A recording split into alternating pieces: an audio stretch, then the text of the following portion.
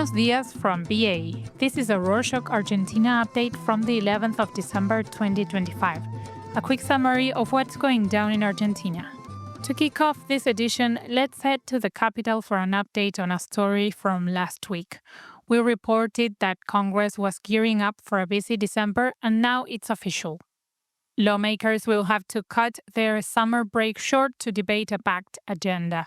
The main items on the list are the 2026 budget and the labor reform bill, but they will also discuss changes to the penal code and a new, quote, fiscal innocence, unquote, bill to encourage tax compliance.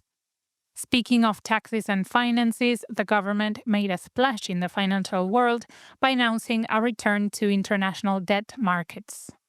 For the first time since 2018, Argentina is issuing a dollar-denominated bond under local law known as the Bonar 2029. The bond offers a 6.5% interest rate, and the proceeds will help the country cover debt payments coming due in January without eating into the central bank's reserves.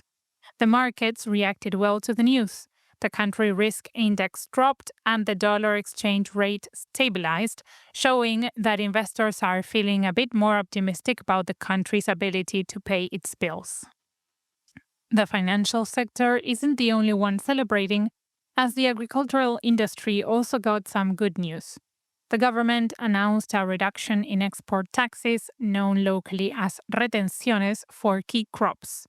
The levy on soybean exports dropped from 26% to 24%, while taxes on wheat and corn also saw slight decreases.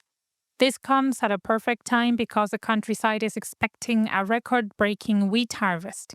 Estimates suggest production could hit 25 million metric tons, the highest since the start of the century. However, not every sector is popping champagne. While the fields are booming, the factories are struggling. The manufacturing industry is facing a severe downturn, having fallen by more than 9% this year. Just this week, a couple of companies with factories on the outskirts of Buenos Aires had to take some drastic measures.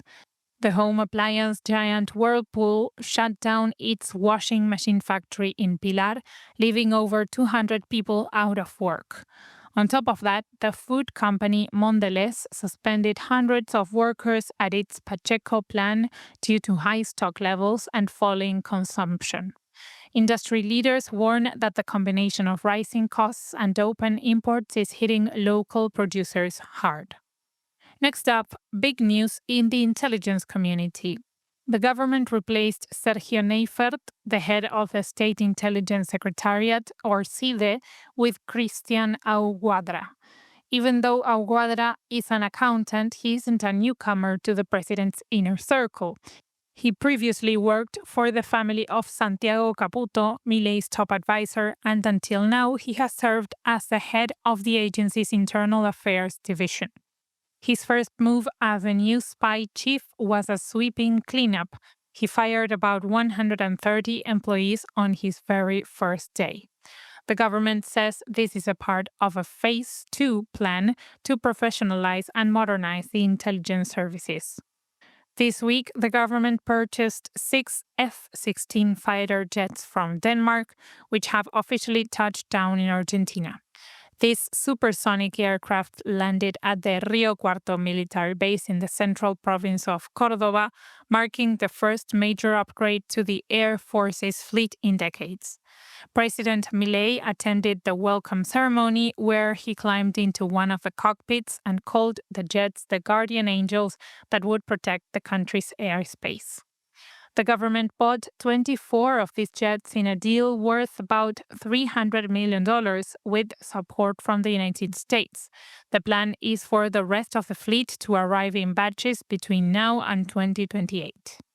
On that note about ceremonies, President Milei traveled to Oslo, Norway, to attend the Nobel Peace Prize ceremony. He went there to support the Venezuelan opposition leader Maria Corina Machado, who was honored for her fight for democracy.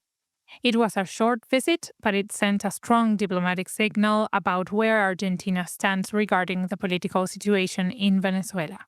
In a bizarre turn of events, Congress was the venue for a controversial anti-vaccine conference this week.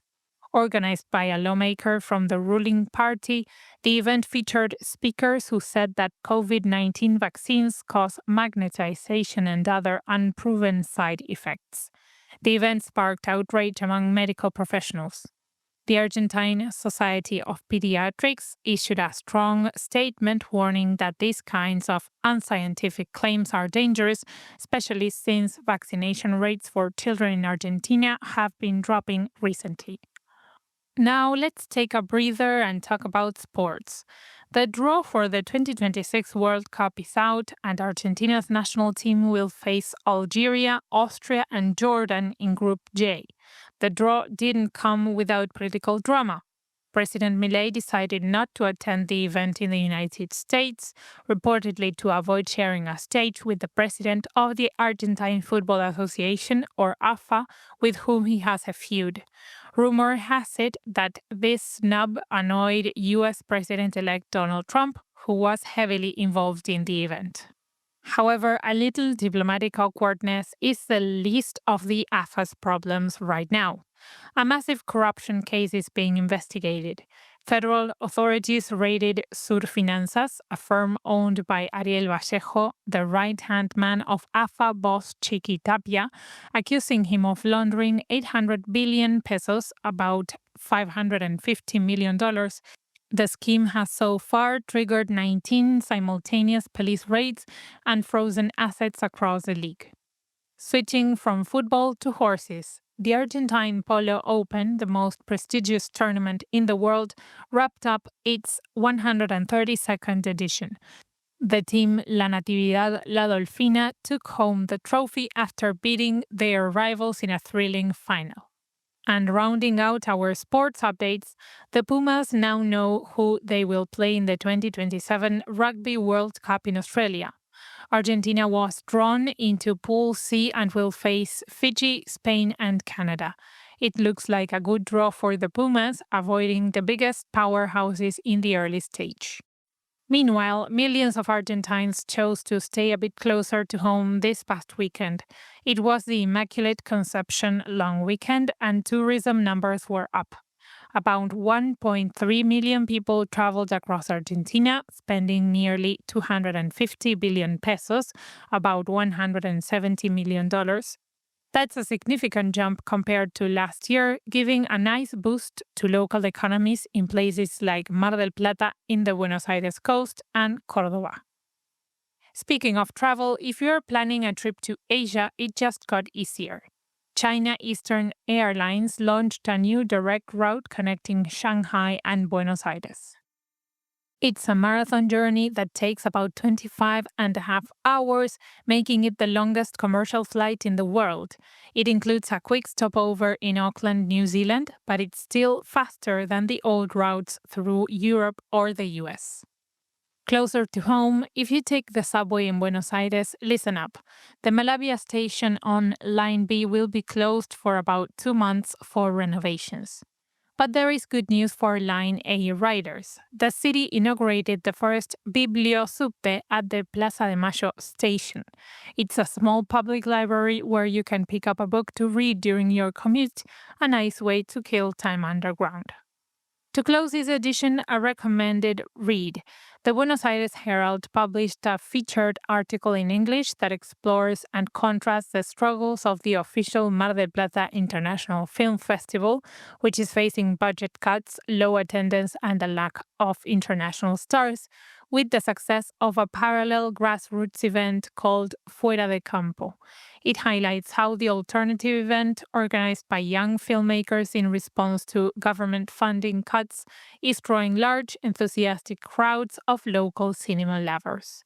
Read the full article with the link in the show notes. And that's it for this week. Thank you for joining us. Our new very cool t-shirts are out now. Check them out with the link in the show notes. Nos vemos la próxima semana.